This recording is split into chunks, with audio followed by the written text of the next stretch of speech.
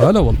معاكم ده والله مشاكل الغرب ومشاهيرهم ما بتخلص. ايه والله مستر بيست ورط من جديد ومره تانية كله من ورا صديقه اللي غير العده اللي غير الجير اللي عنده. والله ماني حاكي شو ركب، يعني خلاص انتوا فاهمين علي. ومستر بيست مع كل هاد مصر انه يضل مع هذا صاحبه نفسه كريستينا ولا كريس ولا والله ما بعرف شو بدي اسميه. ما حدا بده اياه، لا فريق البنات ولا فريق الاولاد. وهاي المره الموضوع اكبر بكتير من اخر مره. اوكي اخر مره صح انه كان موضوع كبير، كان له علاقة بتحرش بالأطفال، بس هاي المرة أكثر من تهمة مع بعض، لدرجة إنه هاي المرة متهم هو وأصحابه وجروب الميم اللي بنحكي عنه بعد شوي، تحرش بالأطفال وبأكل لحوم البشر. شيء مقزز قسما بالله. يعني كيف في ناس والله ماني عارف. لا ومشهور فوق كل هذا، عنده أكثر من 300 مليون متابع. تخيلين معي أنتم. لا وفي تهمة إضافية كمان لها علاقة بالكريبتو بالعملات الرقمية والأشياء الثانية. فإن شاء الله بعد المقطع بنحكي عن كل هاي الفضائح وبنحكي عن كل إشي صار وعن تحقيق الاف بي اي اللي انفتح ضد مستر بيس وأصدقائه. وقبل ما نبدأ لا تنسى تحط لايك، وهاي أجمل التعليقات من آخر مقطع. والآن حط لايك واشترك لو ما كنت مشترك، خلونا نوصل 20,000 مشترك قبل نهاية هاي السنة. والآن خلونا نبدأ.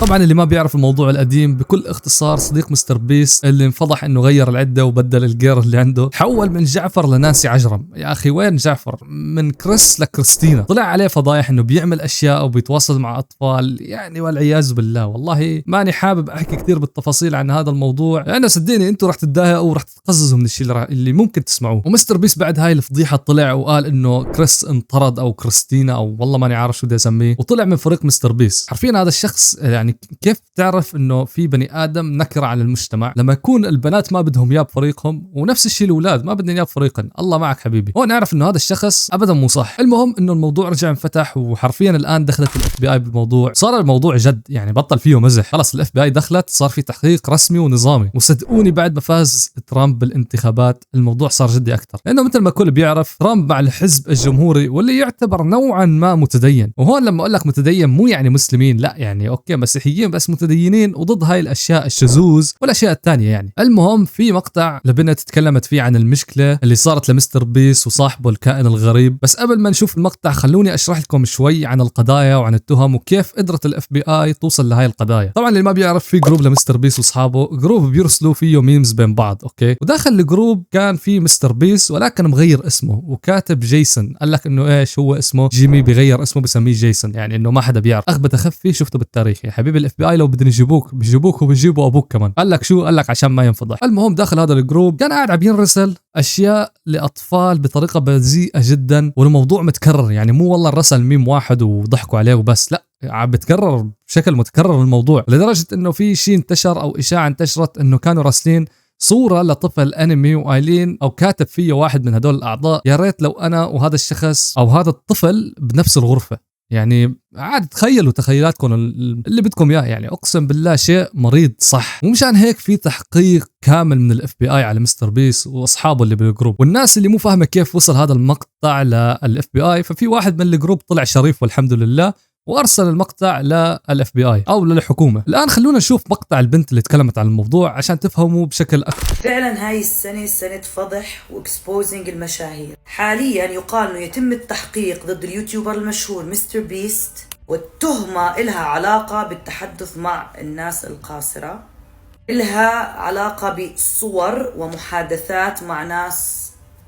يقال انه الاف بي اي حاليا يتعامل مع قضيته. يقال انه المحادثات كمان لها علاقه ب ما بعرف هيك بيقولوا، لها علاقه بشيء له دخل باكل لحوم.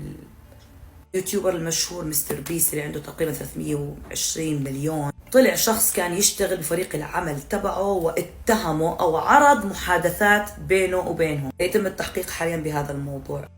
كات ويليامز الكوميديان قال انه هاي السنه سنه exposing celebrity. في ناس ثانيين بيقولوا انه هاي الاف بي اي والتحقيق له علاقه بتداول داخلي، يعني في نصب بالموضوع. لما اعرف معلومات اكثر بنشر لكم. شت والله وقعت وما حدا سمع عليك يا صاحبي. لا والله يا حبيبي فشر يكون صاحبي. المهم انه الموضوع مو اكيد على مستر بيس انه هو بحب الاطفال وكل هاي التهم، يعني مو مؤكد التهم على مستر بيس. بس صاحبه كريستينا حبيبي انا من عندي بعطيكم اياها 1,000,000% الموضوع مؤكد عليه. وطبعا موضوع لحوم البشر اللي حكت عنه البنت كان موجود كمان ميم بنات عن الموضوع. انا بصراحه ماني قادر اصدق هذا الموضوع، خصوصا انه من اشهر شخص على اليوتيوب. والله شيء جدا غريب، بس حرفيا الموضوع ما بيمزح فيه. يعني حتى لو كان ميم ومزح، لا الموضوع غريب. كيف في ناس تقدر تمزح بهيك شيء؟ والله ماني فاهم كيف يعني مستحيل اتخيل بيوم من الايام اني ارسل ميم لاكل لحوم البشر لاخواتي او لاصدقائي واقول لهم والله شوفوا الموضوع بضحك. لا حبيبي، ما في شيء بضحك، كلياته اشمئزاز اقسم بالله. والله انا رايي بكل بساطه انه مستر بيست طلع حمار والسلام عليكم. بس صح انه ذكي وعرف يجيب ارقام وعرف يجيب ارباح ومقاطعه واو، بس والله من وراء هاي الفضايح بتبين لك انه قديش هذا البني ادم غبي. قد ما كان ذكي فهو بضل غبي، ما لي اعرف كيف. طبعا في موضوع التهمه الاخيره واللي هي بالكريبتو، ففي تهم موجهه لمستر بيست انه نصاب. بيطلع مثلا بيحكي هاي العمله كثير كويسه وانا راح احط فيها فلوس لانه هاي الفلوس راح تزيد، والناس بتبدا كمان تسوي نفس الشيء. بعدين هو بيسحب فلوسه وبتنزل اسهم هاي العمله والارباح يعني بياخذوها، ويعني طريقة نصب موجودة والكل بيسويها، يعني مو بس مستر بيس. ولكن مع هيك هذا الشيء ممنوع. بس الشيء الوحيد انه مو مؤكد هذا الشيء كمان على مستر بيس، ما في شيء اكيد 100% على مستر بيس. وحكمة مقطع اليوم يا اصدقائي، المفروض اول ما تشوف صاحبك بلش يصير غريب، يا اما انك تعطيه كف خليه يصحصح، يا اما انك تبعد عنه، لانه في ناس ما رح تقدر تساعدن مهما حاولت، رح يضل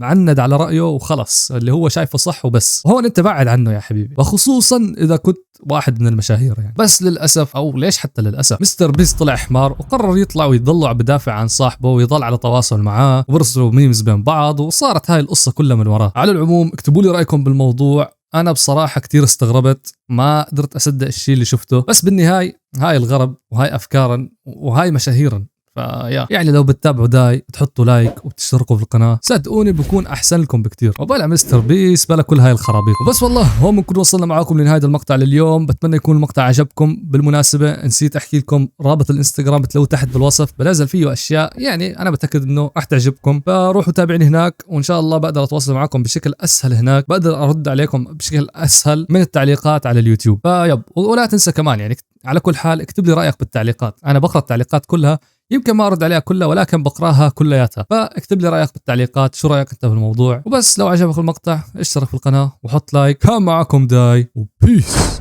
مهما طال الزمان وأبعدتنا المسافات، يبقى فينا الحنين خيطا يلف قلوبنا.